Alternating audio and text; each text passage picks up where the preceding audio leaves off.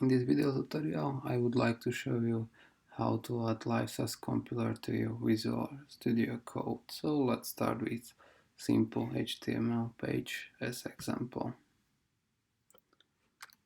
So let's create index.html, add some basic structure, h1 element, hi. Now let's open it in browser. Yeah, there's hi. Let's create new file with style, scss, add some basic variables, okay, and let's set h1 to call.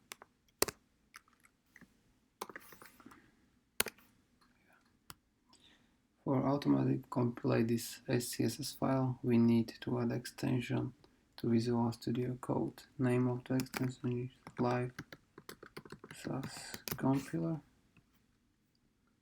Install, reload application. We can see button word Sass after click. So file is automatic checking and generates no new scss file if needed. So let's change color to green.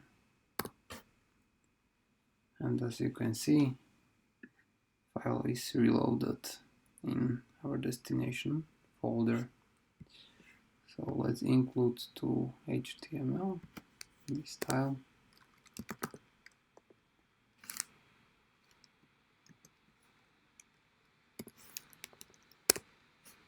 Okay, and let's look on our page. Yeah, it's green. But if we change color to red, it's green, and we have to refresh page. To automatically refresh page, we need to add to Visual Studio a new extension with name like server. Yeah, it's already installed. To use this extension, we have to open the project as folder. So open folder, our project, open. Oops. Yeah, this is our project. Now we can click to word Sass. So Sass is checking for changing. Now index HTML. We can click go live. Start new server on port 5500, and we can watch how changing are automatically transmitted.